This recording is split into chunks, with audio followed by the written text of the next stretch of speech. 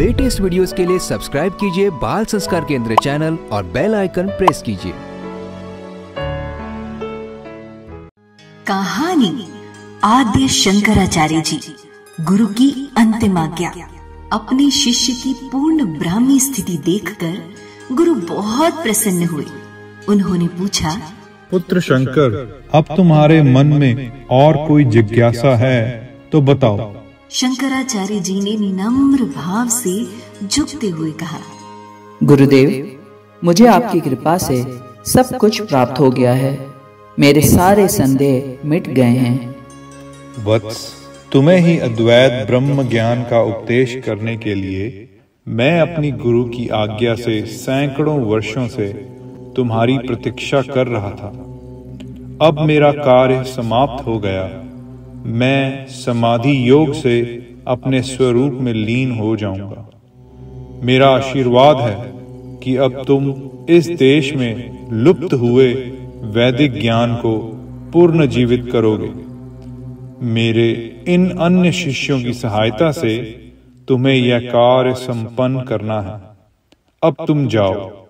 सर्वप्रथम अपनी माता से मिलना, फिर काशी जाना और वेदांत का प्रचार करना। शंकर मस्तक झुकाए चुपचाप अपने गुरु की बातें सुन रहे थे। उनके गुरु अब उनसे बिछड़ने वाले हैं, यह सोचकर उनकी आंखों में आंसू छल आए। दूसरे दिन योगीराज गोविंद पाद ने अपने सभी शिष्यों सन्यासियों को बुलाया। सभी को साधना, उपदेश और आशीर्वाद दिया। फिर शांत होकर बैठ गए और समाधि योग द्वारा देह त्याग दी। शिष्यों ने अपने योगीराज गुरु पर श्रद्धा के पुष्प चढ़ाकर नर्मदा जल में उनका अंतिम संस्कार कर दिया। फिर शंकराचार्य जी अपने गुरु का अंतिम आदेश मानकर अपनी माता से मिलने निकल पड़े। अन्य शिष्य कुछ दिन तक वहां रुकने के पश्चात काशी के लिए प्रस्थान कर गए। कुछ महीने यात्रा करने के बाद शंकराचार्य जी केरल प्रदेश में अपने गांव पहुंच गए। गांव के समीप पहुंचकर उन्होंने नदी में स्नान किया। उस नदी का नाम पूर्णा नदी था। पूर्णा नदी की कथा भी शंकराचार्य जी से जुड़ी हुई है।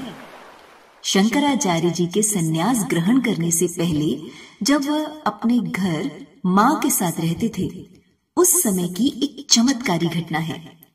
उस समय पूर्णा नदी गांव से बहुत दूर बहती थी। शंकर की मां नदी में सवेरे स्नान करने जाया करती थी। एक दिन आने में उन्हें बहुत देर हो गई। बालक शंकर को चिंता हुई कि दोपहर हो गई, लेकिन मां अभी तक नहीं आई। वह घबराता हुआ अपनी मां को खोजने के लिए नदी के रास्ते पर निकल पड़ा। गांव के बाहर कुछ दूर पर देखा कि मां रास्ते में बेहोश पड़ी है। उसने मां का सर उठाकर अपनी गोद में रखा, आंखों पर ठंडे पानी के छींटे डाले। तब मां को होश आया, आंखें खुली। बालक ने उन्हें रास्ते से उठाकर पेड़ के नीचे बिठाया और पूछा, मां, आपको क्या हुआ था? बेटा, मैं सवेरे उठकर नदी में स्नान करके भगवान को भोग लगाकर ही स्वयं भोजन करती हूँ। नदी गांव से दूर है। मुझे वृद्धावस्था आ गई है। थोड़ा धीरे चला जाता है। रास्ते में तेज धूप हो गई थी तो मैं चक्कर खाकर गिर गई।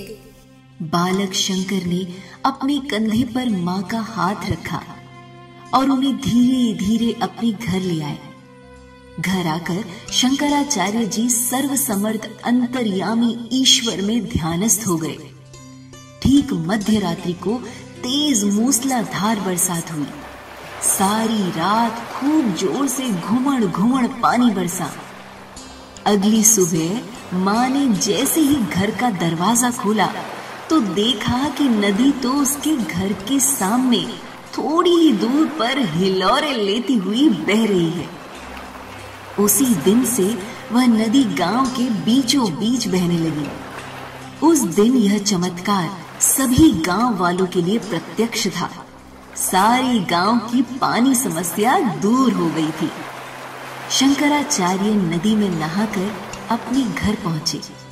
माँ काफी वृद्ध हो चुकी थी।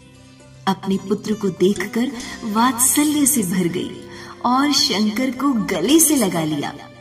धीरे धीरे यह बात लोगों को समझ में आ गई कि बालक शंकर अब बालक नहीं रहा, बल्कि पूर्ण गुरु पद में प्रतिष्ठित हो ब्रह्मज्ञानी हो गए हैं।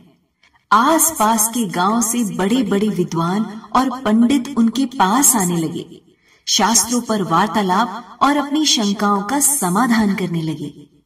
उनके शरीर की आयु मात्र 10 वर्ष और वे ब्रह्म ज्ञान पर सत्संग करने लगे। लोगों को सरल भाषा में वेदांत का ज्ञान समझाने लगे। आगे की कहानी अगले सत्र में। बोलो भक्त और भगवान की जय।